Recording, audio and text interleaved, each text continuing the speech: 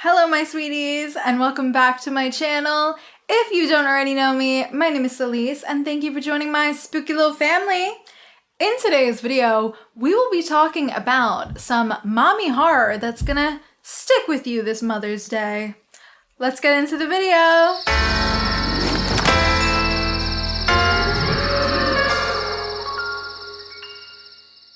Okay, so yes, I did indeed try a new eye makeup look.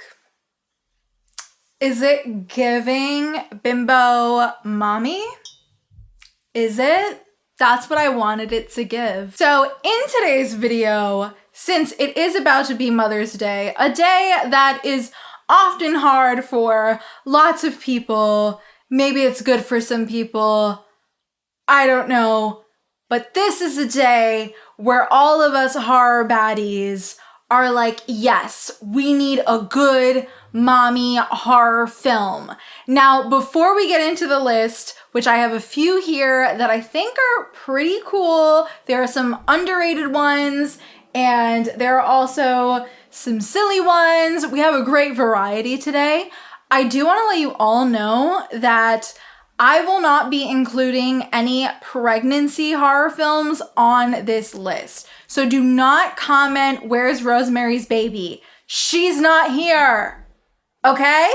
This is all just basically unhinged moms. So before we get into number 8, I do just want to say these are all films that personally speak to me in terms of mommy issue horror. We're gonna start off nice and strong at number 8 with a ridiculous horror comedy that might be one of the kookiest movies I've ever seen, and I luckily did find it on YouTube, which was really nice, but this movie is just absolutely batshit. At number 8, we have Flesh-Eating Mothers from 1988.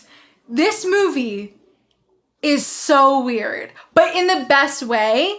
I also do think that if you're gonna watch this one, do it up.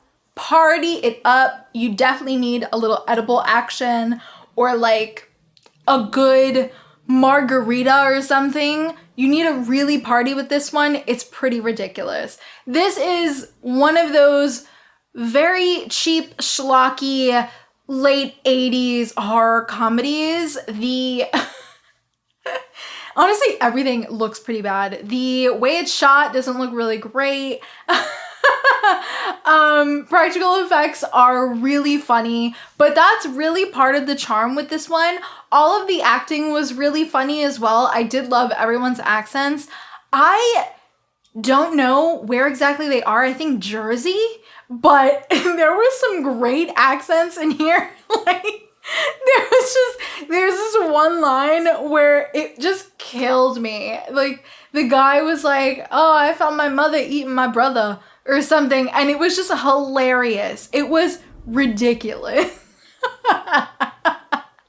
I can't do a Jersey accent. And if you didn't think that it sounded crazy enough, for those who want to know, Flesh-Eating Mothers is about a venereal disease that turns an entire town of two-timing mothers into cannibals.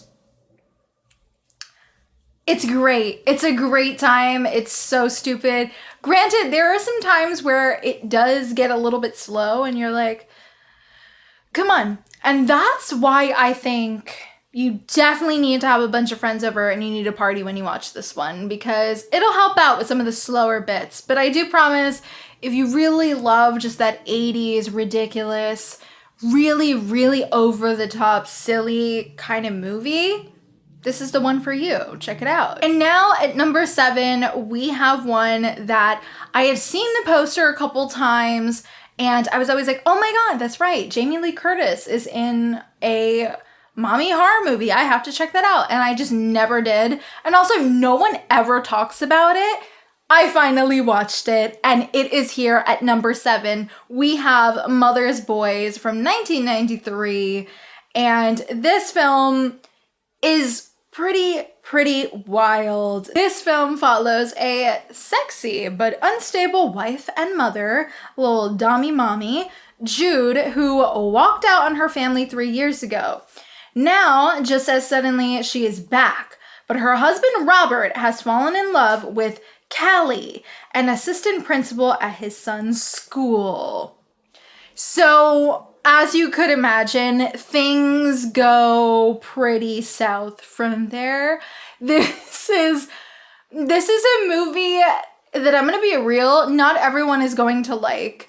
I think this really is just all about seeing Jamie Lee Curtis play kind of an unhinged character, and that's really the fun of it. We also have Peter Gallagher here, who is great. I'm a big Peter Gallagher girly, so it was really fun to see him and Jamie Lee Curtis play off of each other. I think they had really great chemistry. And also all the kid actors were really great as well. There was definitely some moments, especially in the last act, that I was gagged.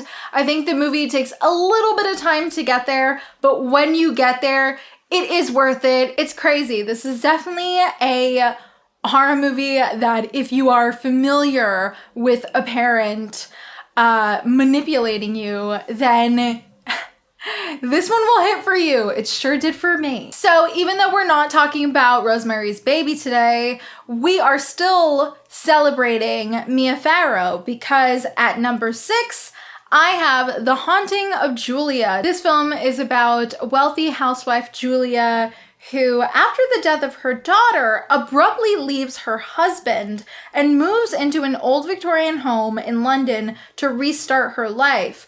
All seems well until she is haunted by the sadness of losing her own child and the ghosts of other children.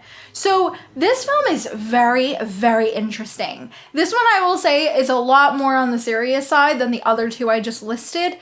This one is very, very depressing, which I just wasn't expecting. It also goes by 2 different titles. It goes by Haunting of Julia and Full Circle. So when you look it up, just keep that in mind because it might be a little bit confusing. This film pleasantly surprised me. The entire atmosphere of it is really, really nice, but it's also very dreadful. This would be a great film to watch like in the morning with coffee. Like, I don't know, it just gives daytime vibes, but it also just has this sense of dread that just lingers throughout. And there's something about Mia Farrow that she's just incredibly amazing at emotional beats, and she just plays a mother role so well. The opening scene is great, and it was very shocking. I wasn't expecting it to be so serious at the beginning, and it goes there. I really, really enjoyed that, and then it kind of does have a full circle moment, of course, towards the end, and the ending really boosted up the rating for me. And I would imagine that would happen with a lot of you as well. This one is definitely worth checking out. Not a lot of people speak about this film, which is really interesting. It is really a good 70s little ghost haunting film. I really, really enjoyed it. So if you want something a little bit more serious than the other two, definitely check out The Haunting of Julia. And now, sticking to serious, this one is a little bit darker for you. At number 5, we have Piewacket from 2017. This film follows a frustrated, angry teenage girl that awakens something in the woods when she naively performs an occult ritual to invoke a witch to kill her mother.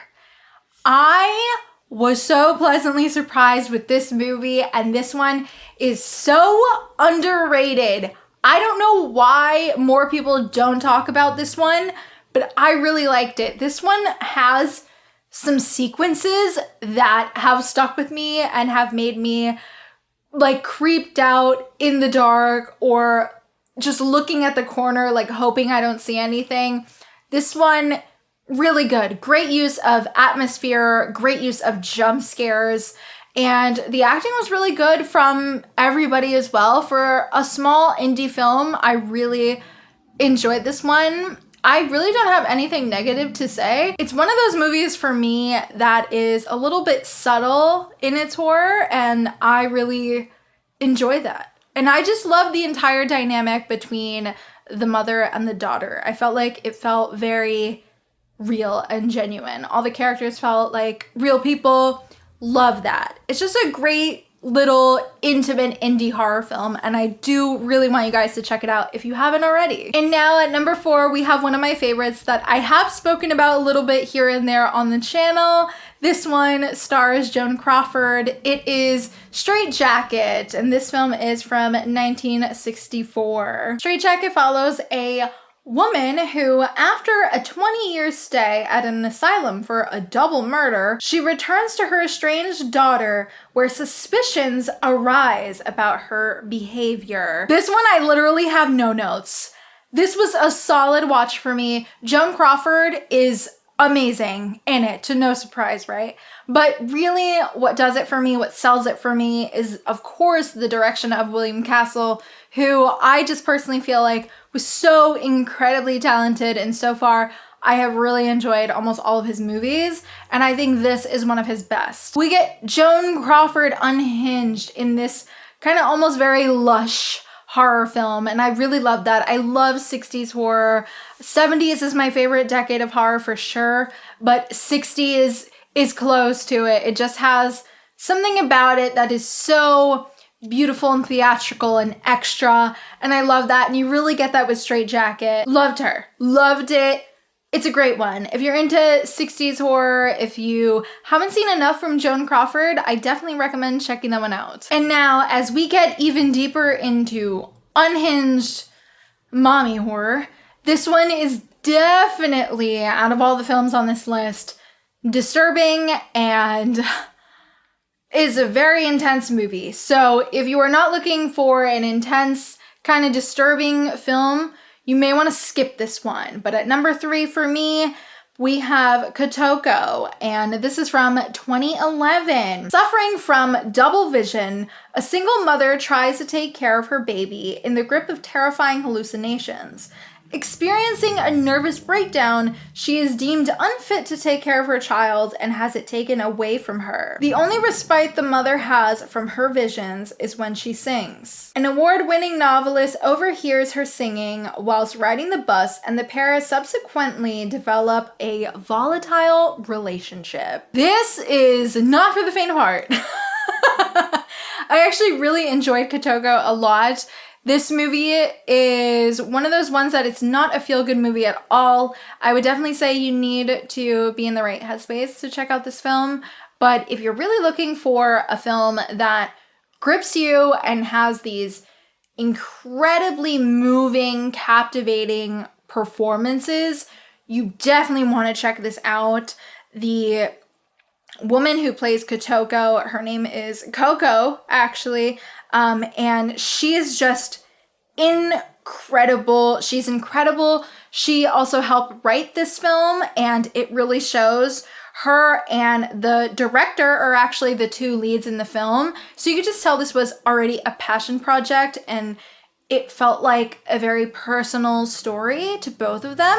And this is a very moving piece. This film to me feels a lot like the French film In My Skin that I have spoken about a lot. They have a very similar vibe. They're very, very dark, but they're so worth it. If you are ready to be in that headspace, then I definitely think you should check it out. It is very intense, pretty scary, always has you at the edge of your seat, and it definitely makes you hold your breath.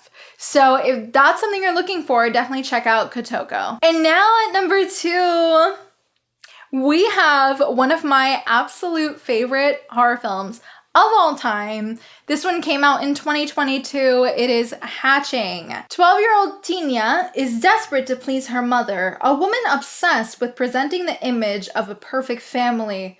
One night, Tina finds a strange egg. What hatches is beyond belief. This movie is like, oh, it's one of those that it felt a little bit too personal for me. This is a movie actually that on Letterboxd I said that this film is my Joker. This film really feels like it was just catered to me. A lot of the dynamic between the mother and the daughter in the film, I think, is something that can be relatable to a lot of people.